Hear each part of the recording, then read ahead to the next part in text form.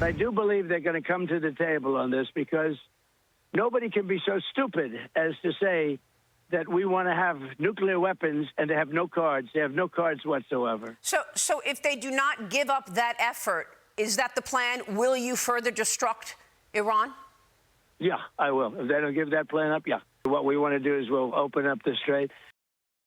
President Trump telling me on Sunday that Iran still wants to make a deal, remaining confident that the U.S. and Tehran will come to an agreement. A second round of talks reportedly could happen as early as this Thursday, aiming to secure a deal and end this 6-week conflict. The current 2-week ceasefire that is in place expires on April 21st. This as President Trump implemented the naval blockade on the Strait of Hormuz yesterday. It is underway as we speak. Joining me now is Fox News senior strategic analyst and chairman of the Institute for the Study of War, General Jack Keane. General, good to see you this morning. Thanks so much for weighing in on all of this. And I know you've got a new op-ed in the New York Post this morning writing that Iran will try to string the U.S. along and sell us a bad deal, but businessman Trump will not let that happen. Tell me more about your thinking, and where do you expect this blockade in the Strait to be going? Well, first of all, I think we're watching a complete reversal here by President Trump and his team. We saw the Iranians, when they seized the Straits of Hormuz, that enabled them to shut the war down and go to a ceasefire. And now we've seen President Trump move from kinetic warfare to economic warfare. And the way this thing is really working is phase one is the blockade itself. And, you know, for viewers to understand, we're not up having a blockade of ships where the Iranian ports are. If you're coming in and your intent is a tanker to pick up Iranian oil and you come into the Arabian Sea further down in the south, that's likely where we contact you and we tell you to park your ship in the Gulf of Oman in a certain place. If you don't do that, then we're going to board your ship and make certain it's parked in that place. If you're coming from an Iranian port in the north and you're heading down towards the Straits of Hormuz, again, we're going to call you on the radio and tell you if you're transporting Iranian oil to stop and turn around. If you're transporting everything else but Iranian oil, you're free to pass. If you continue to come to the Straits of Hormuz, we'll likely let you get through there, and when you get into the Gulf of Oman, we will board your ship and tell you where to park it. That is how the blockade is working. Phase two is the non-Iranian ships that are moving. How many of them are actually moving, or are they still feel intimidated and coerced by Iran, and they don't feel like they have freedom of navigation yet?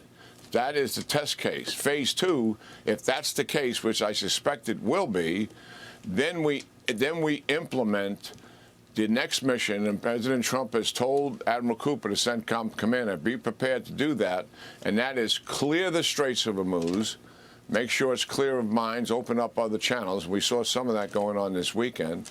Next thing is secure it and provide escorts for the ships that come through it.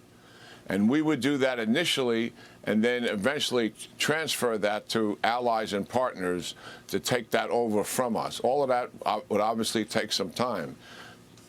If there's not a deal, that may be the only way to remove the intimidation and coercion that likely Iran still has on the owners of those merchant vessels who do not want to send their ships down there, given the threat that Iran may indeed fire at them. It remains to be seen if we have to do that or not. But the fact that we're prepared to do that is a signal of how committed we are to, one, stop Iran, take Iran's control of the Straits away from them. And by control, I mean it's not just removing the toll, it's removing who they designate that can pass through the Straits. That is control, and that has got to go away completely, and that is the intent here. Phase one, hopefully that achieves it. Phase two, we'll go into the more aggressive program to achieve that end state. Possibly the negotiations, because that's on the table, Maria, as one of the provisions in that. They have to give up control of the Straits of Hormuz for sure, or there's not going to be a deal. Do you worry that Iran is going to hit back by saying, well, then we're going to go dominate another choke point, we're going to go to the other vessel waterway that the Saudis rely on so much in the Red Sea? I mean, could they use the Houthis to do that? Well, they could, but look at the Houthis haven't done much of anything. And obviously, the Iranians thought the Houthis would be there to help them. Hezbollah certainly has tried. Hamas cannot. Yeah. And the militias in Iraq and Syria, particularly the one in Iraq, has provided support as well. And what? Listen, the Houthis, although they receive all the support, Maria, from Iran, they've always maintained a little bit of independence from them. And they're displaying that right now. The Houthis know this. If they get involved in this, we are going to pound them, and they know for a fact they will lose in that. All right. They will give up great capability, and that is what is holding them back. That's good info. Thank you for that. What about Russia? Russia says it's ready to take in Iran's enriched uranium as part of a future peace deal with the United States. Now we're supposed to trust Russia on this. And Russian Foreign Minister Lavrov is going to China. He arrived in China for a high-stakes official visit today, General. So what's going on here on the sidelines with Russia and China? Yeah, certainly we're clear-eyed about this. The administration is. China, Russia, Iran, and North Korea are all partners, and they collaborate, and they've been helping each other. They were all in trying to help Russia in Ukraine. And certainly they're doing the same thing with Iran. I mean, China is pretty much their financier, buying 80–90% of their oil that does come out of there, and Russia provides support for them as well. It's no surprise that Russia would do anything to assist the Iranians here. Yeah. And guess what? We can't trust Iran and we can't trust Russia. So, no, we're not going to give enriched uranium to Russia. Yeah. What's going to happen here is we're going to take it away from Iran ourselves and make sure it indeed is all gone and Iran is not in possession of it. And we're not going to let them enrich any uranium whatsoever, which is what the Obama administration did. That's right. Remember, kept it down to a low percentage, and what happened?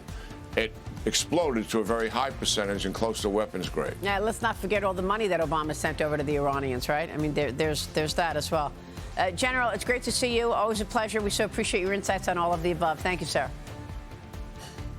Yeah, great talking to you, Maria. General Jack Keane. Stay with us. We'll be right back.